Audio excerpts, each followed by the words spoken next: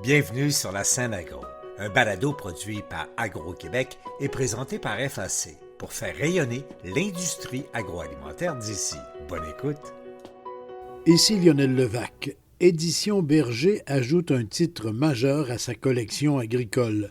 La protection intégrée des cultures est un ouvrage inédit regroupant l'essentiel des approches coordonnées permettant de réduire l'impact de la lutte aux différents fléaux susceptibles d'affecter les cultures. L'approche intégrée permet aussi, à la fois, la protection de la ressource sol et la rentabilité des cultures. La protection intégrée des cultures est l'œuvre de 3 sommités scientifiques québécoises.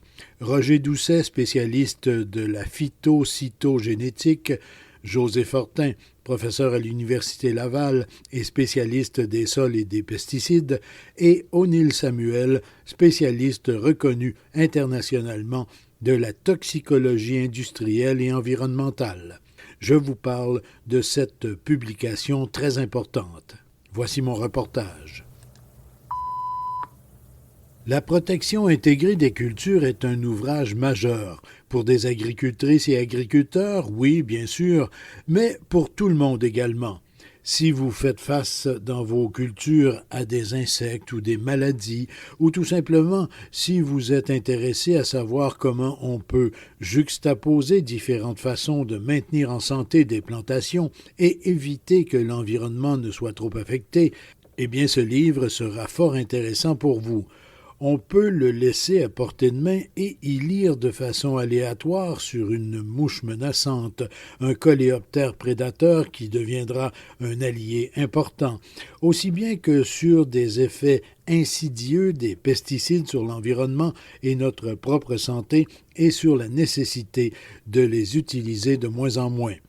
Celle que j'appellerais la chef de projet, José Fortin, écrit d'entrée de jeu que l'ouvrage présente la diversité des interventions de protection de moindre risque. Mon nom est José Fortin, je suis professeur-chercheur à l'Université Laval au département des sols et de génie agroalimentaire. J'enseigne depuis 1995 un cours qui s'appelle Pesticides et environnement aux futurs agronomes. C'est un cours qui initialement était optionnel, maintenant est obligatoire pour tous les agronomes. Et je suis également spécialiste de façon générale des sols, donc j'enseigne des cours de sciences du sol, chimie des sols et tout ça. J'ai une formation qui est beaucoup en chimie et un peu en physique des sols. Avant d'entrer dans le vif du sujet qui est de parler de la protection intégrée des cultures, le nouvel ouvrage des éditions Berger dont vous avez été chef de projet, je vous pose simplement la question, votre spécialité, les pesticides. Les pesticides, c'est sournois? On s'en méfie pas suffisamment? Effectivement, là, c'est des produits qui sont conçus à la base pour être toxiques. Toxiques pour certains organismes, mais leur spécificité envers ces organismes-là n'est pas nécessairement très grande. Donc, ils peuvent être toxiques pour plein d'autres organismes, incluant les humains. Et les effets que certains pesticides peuvent avoir, c'est très sournois. Ce n'est pas nécessairement un effet qui va se manifester immédiatement, mais ça peut se manifester très longtemps après. Donc, on doit faire de la prévention, là, utiliser les pesticides uniquement lorsque c'est nécessaire, puis lorsqu'on doit les utiliser, vraiment se protéger là, pour minimiser les risques. Là. Et maintenant, plongeons dans le livre. Le livre constitue un outil majeur d'aide à la décision dans un contexte de changement climatique, de recherche de la sécurité alimentaire et de l'innocuité des aliments. Le livre s'intitule « La protection intégrée des cultures ». C'est un livre qui essaie de mettre ensemble une multitude d'informations qu'on trouve un petit peu partout, mais qui ne sont jamais toutes au même endroit.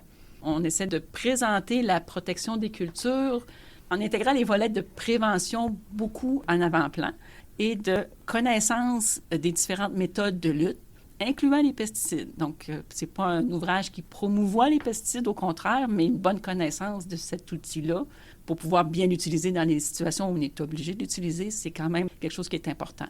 Mais avant d'en parler des pesticides, on a toutes les autres méthodes qui peuvent être utilisées, qui sont mises de l'avant pour réduire justement l'utilisation des pesticides, puis faire vraiment une lutte qui est plus intégrée, qui est plus globale, une gestion vraiment plus globale de l'agroécosystème dans lequel on fait pousser toutes nos plantes qu'on a besoin là, pour s'alimenter.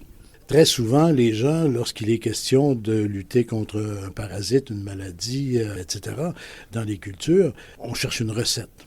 C'est pas un livre de recettes comme tel. Non, ça n'existe pas des recettes en agriculture, si vous voulez mon opinion. L'agriculture, c'est complexe. Tout le monde qui travaille là-dedans le sait. Là. C'est vraiment quelque chose qui est complexe. Et des recettes, ça n'existe pas.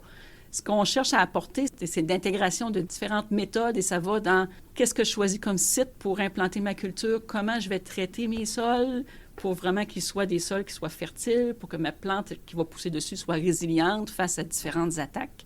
Donc, on essaie de présenter les différentes options pour que les personnes qui prennent une décision par la suite sachent que, bon, mais c'est plus que juste dire j'ai un problème, je cherche juste un produit pour le régler, mais c'est dire qu'est-ce que je peux faire en amont pour que, justement, j'aie pas ce problème-là qui se présente. Le titre le dit bien, la lutte intégrée. Donc, on peut utiliser différentes méthodes, les compléter l'une l'autre, pallier à une lacune qu'une méthode ou une approche ne permettrait pas de régler, là. Bien sûr. C'est ça l'intégration des pratiques, là. Donc, une gestion intégrée, c'est ça, là. C'est différentes méthodes qui vont, comme je dis, du choix du site, aller jusqu'à toutes sortes de méthodes de prévention qu'on peut faire, la sélection des cultivars. Donc, c'est très complexe.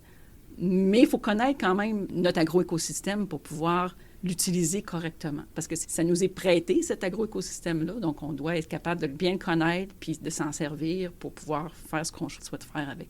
Les mots connaître et comprendre sont très importants parce que justement, l'ouvrage permet de voir comment agissent certaines méthodes, comment agissent certaines pratiques, comment agissent certaines chimies également. Et donc, cette compréhension-là, ne serait-ce que pour ça, l'ouvrage peut être très utile. Bien sûr, mais c'est sûr qu'on ne peut pas tout couvrir à l'intérieur d'un ouvrage qui est quand même assez volumineux, mais comme on disait, c'est complexe, donc on ne peut pas tout couvrir, mais on apporte des exemples qui peuvent permettre aux personnes de faire des liens entre leur situation puis la situation qu'on présente dans des exemples.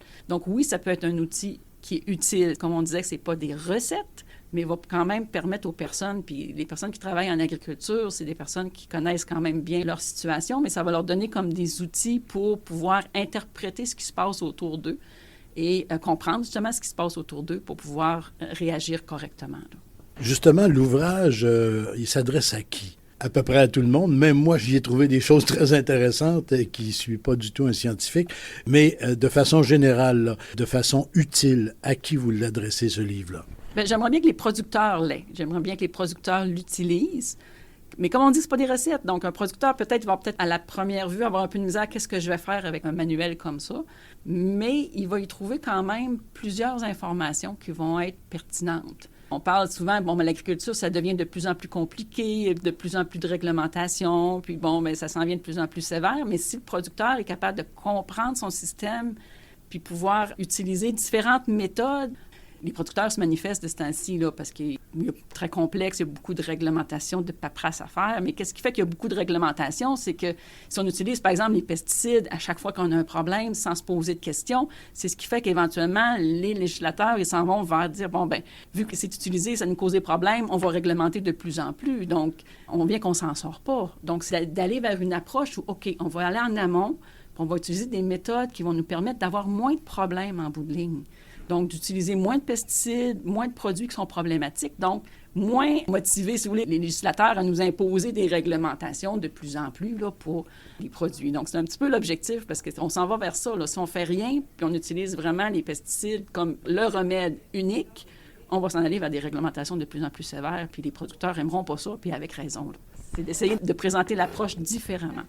Pour le producteur, c'est un outil d'information crucial qui lui permet d'aller chercher aux bons endroits par la suite. C'est vraiment un ouvrage de référence que le producteur peut, quand il y a du temps, bien entendu, les producteurs sont très occupés, mais pouvoir le consulter, pour voir c'est quoi les éléments qu'il peut aller chercher, qui peut l'aider, lui, à évoluer dans sa pratique, dans ses différentes pratiques au niveau de ses cultures. C'est sûr qu'il n'y a pas de recette, mais ça va l'aider à l'orienter vers quelle recette il pourrait aller. La recette étant pas nécessairement toujours un pesticide, mais ça peut être un travail du sol, ça peut être la gestion des résidus de culture, ça peut être différentes choses, la fertilisation, etc. là. Et ces différentes approches-là peuvent être jumelées, là. Bien sûr.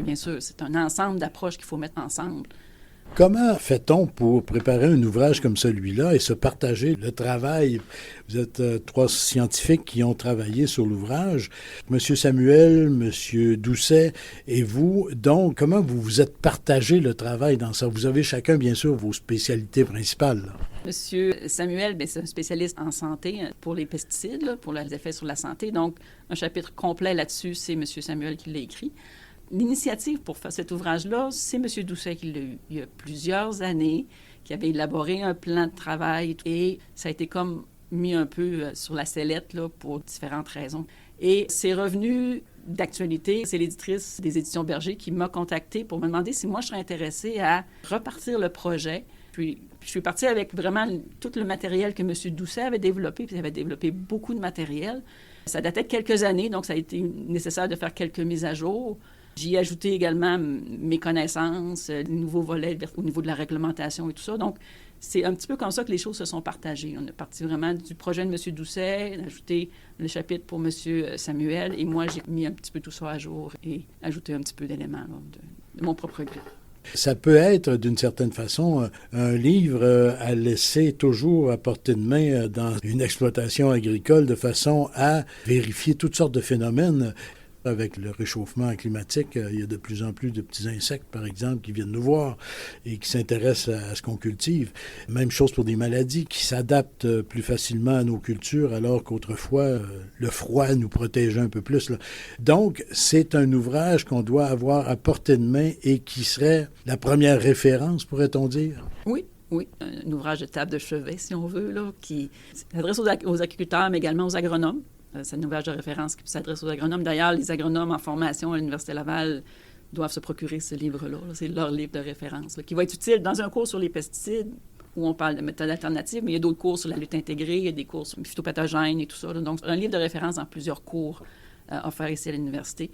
Mais effectivement, là, c'est un ouvrage qu'on ne lit pas nécessairement du début à la fin, comme on lirait un roman, mais qu'on peut consulter pour différentes choses. Vous parliez des insectes, les nouveaux ravageurs qui arrivent. On a également toutes les mauvaises herbes, également la résistance aux mauvaises herbes. On a importé notamment l'amarante tuberculée. On a importé des semences des États-Unis, des semences qui étaient multirésistantes. Fait qu'on s'est ramassé avec des problèmes avec ça, là. Donc, c'est effectivement le cas. C'est un ouvrage qui peut être consulté à multiples reprises là, pour les différents problèmes qui peuvent se présenter, qu'on n'a jamais eu peut-être, mais qui peuvent éventuellement se présenter sur une entreprise. On a glissé un mot sur l'environnement, mais il y a aussi la production, la productivité. Une approche intégrée peut permettre à la fois de meilleures conditions environnementales, des effets diminués, réduits sur l'environnement, mais aussi les agriculteurs y trouveront-ils moyen d'avoir une productivité qui sera quand même satisfaisante pour eux? Oui, par l'intégration de différentes méthodes ensemble.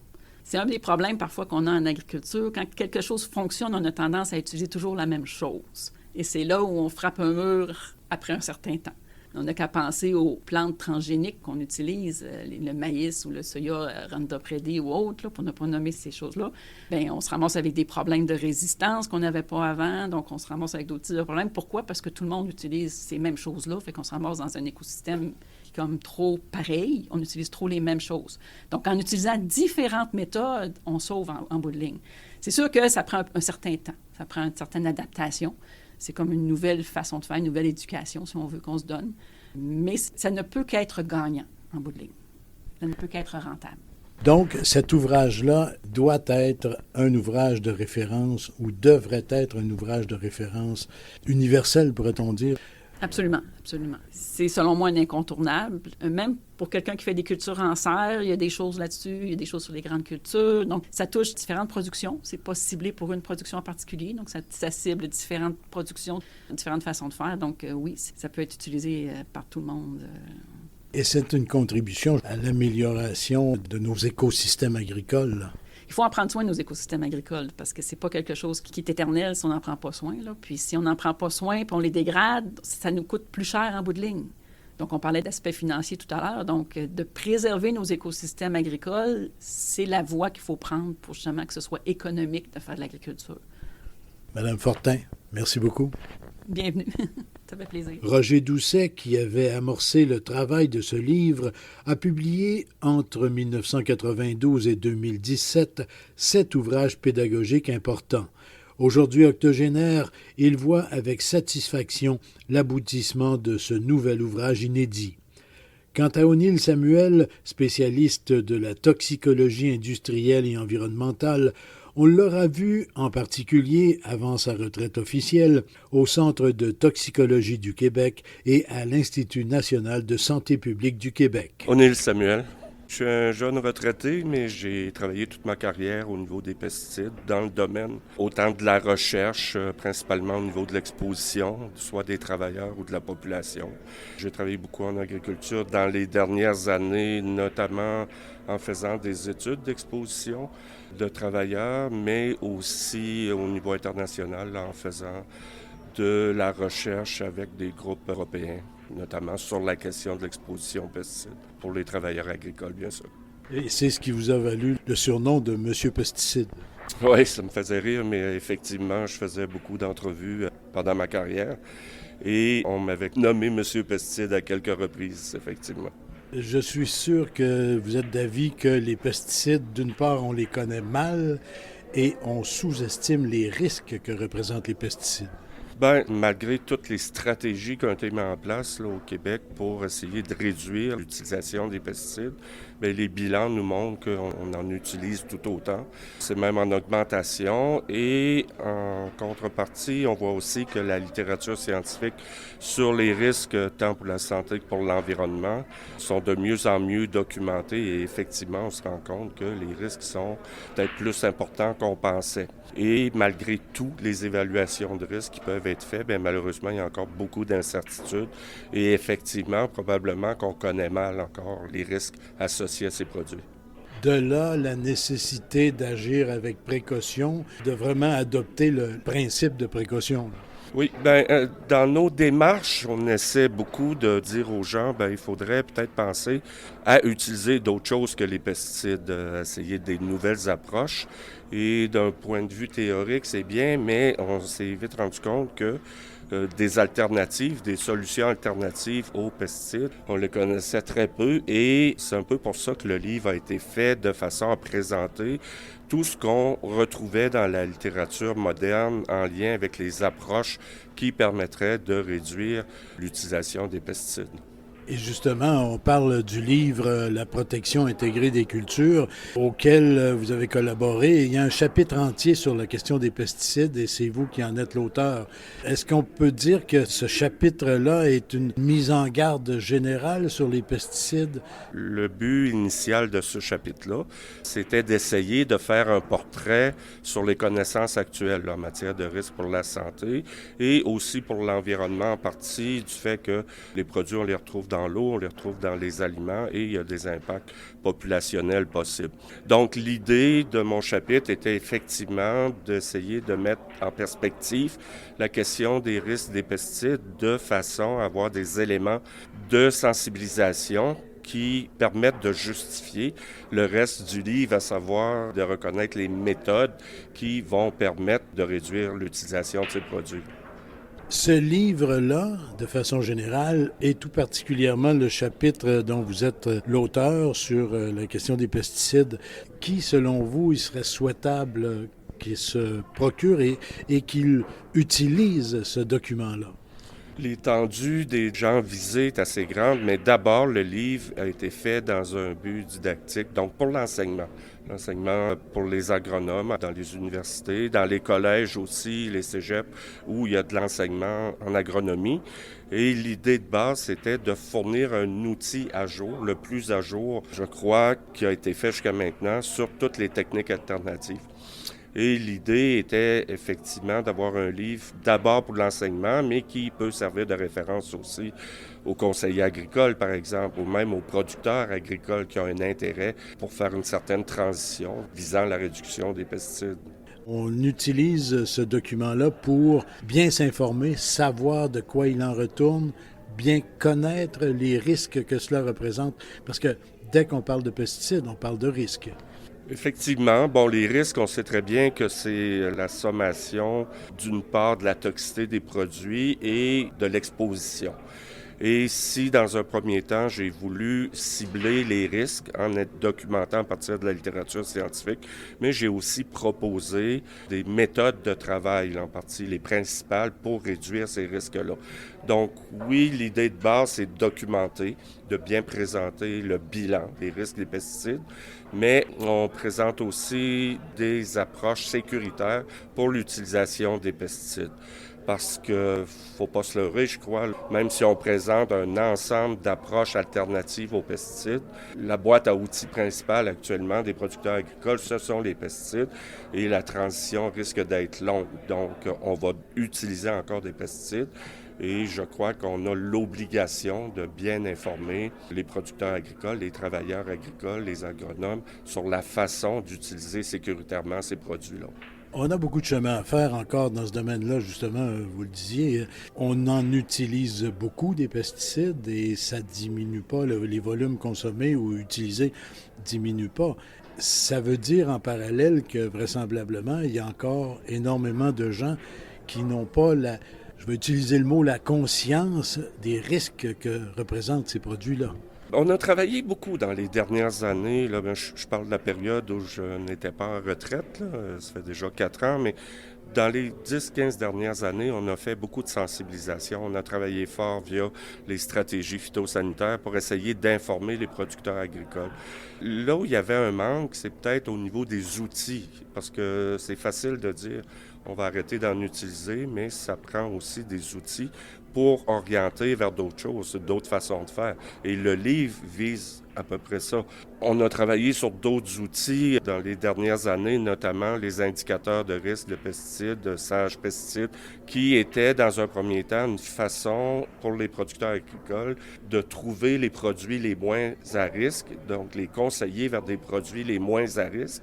Mais ce type d'outils-là, malgré que ce sont des outils fantastiques, ont certaines limites. Il fallait trouver des façons de faire différentes pour faire de l'agriculture moderne et c'est ce à quoi le livre va servir, à mon sens.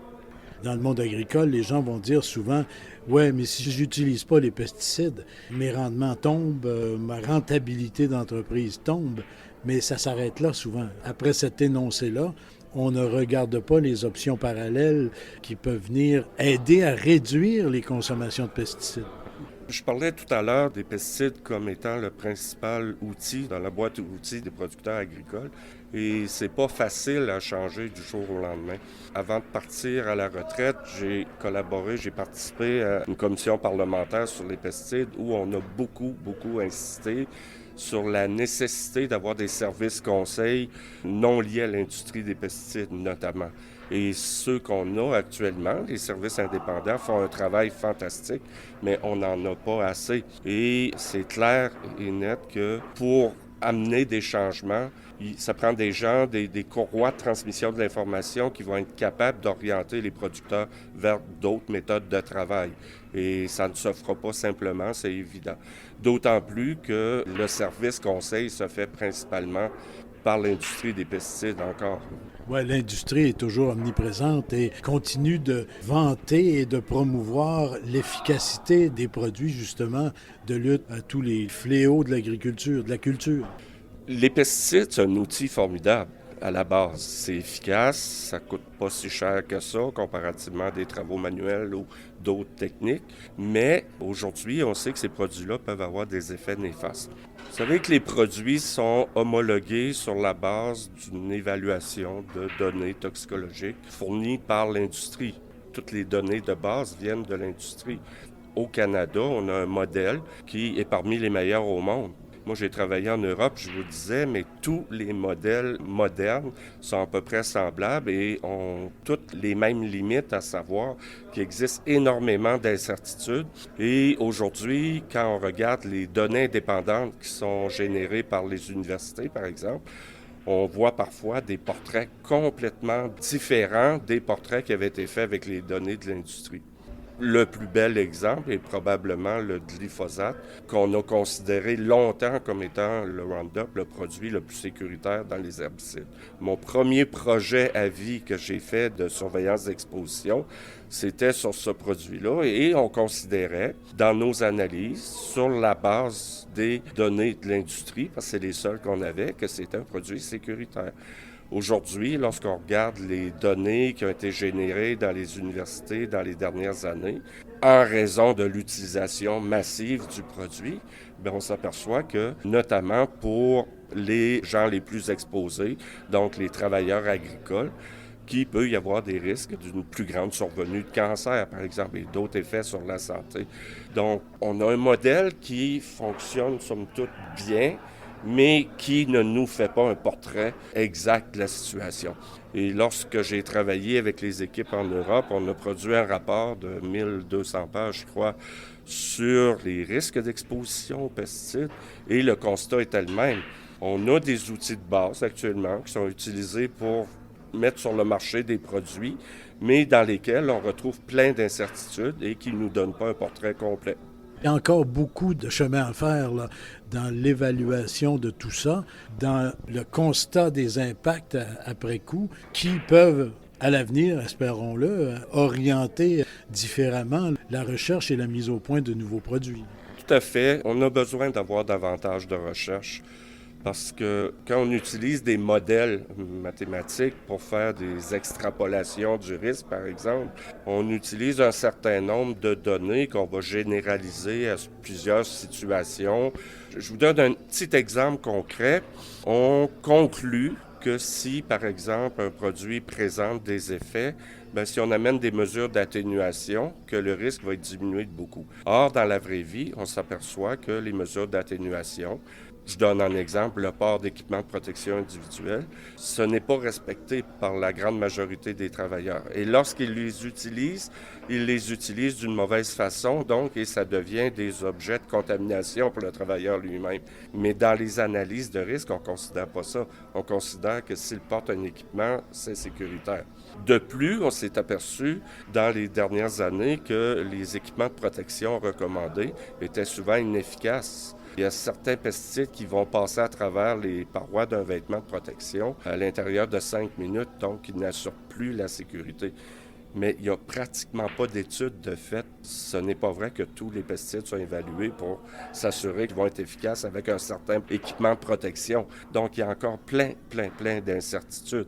Et si on prend ces incertitudes-là, avec les certitudes qu'on peut avoir aujourd'hui sur les risques sanitaires, bien, ça justifie amplement de prendre des mesures de sécurité efficaces, mais surtout de chercher des façons alternatives pour faire l'agriculture. Monsieur Samuel, en terminant, le livre, votre chapitre en particulier sur les pesticides, ça permet de prendre connaissance et de se conscientiser davantage sur cette question-là? Bien, j'aurais pu faire le livre de 500 pages uniquement sur cette thématique-là. L'idée, c'était d'aller chercher un sommaire des informations les plus à jour dans un but de conscientiser les gens, effectivement, et on discute dans les chapitres là, des incertitudes, tout ça, et du pourquoi on considère que c'est important d'aller vers des approches alternatives aux pesticides. Monsieur Samuel, merci beaucoup. Et puis, je me permets de dire félicitations pour votre carrière consacrée à cette question des pesticides. Là, vous avez sûrement aidé bien des gens à prendre conscience. Et le livre va encore le faire, là, va encore aider bien des gens à prendre conscience là, des risques que tout ça représente. Bien, merci beaucoup. C'est un sujet qui a été une passion pour moi, passion de laquelle j'ai de la misère à sortir. Donc, le livre était un petit peu une façon pour moi de transmettre une synthèse des choses que j'ai pu faire dans ma carrière, là, notamment au niveau de l'exposition, au niveau des risques et tout ça. C'est sur la base de ces connaissances-là que les gens vont prendre conscience et essayer des nouvelles approches dans le futur. Merci beaucoup.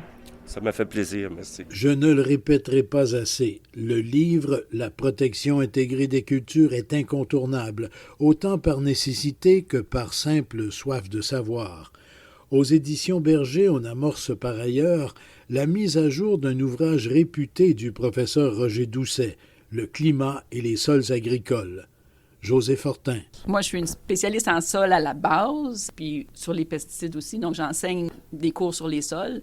Il y a un livre qui existe déjà depuis un certain nombre d'années qui s'appelle « Les climats et les sols », la même collection que le livre de la protection intégrée des cultures. De M. Doucet. De M. Doucet, c'est ça. Donc, ce livre-là il a besoin d'une petite mise à jour, d'une actualisation. Donc, un projet que j'ai justement avec l'éditrice de remettre ça au goût du jour, si on veut, là, pour produire un autre ouvrage qui va être tout aussi intéressant que celui de la protection intégrée. Différent, bien sûr, parce que c'est un sujet différent, mais tout aussi important. Là. Ici Lionel Levac. La protection intégrée des cultures est un ouvrage scientifique, certes, mais, et je vous l'assure, se lit très bien. C'est un ouvrage accessible, utile et très intéressant.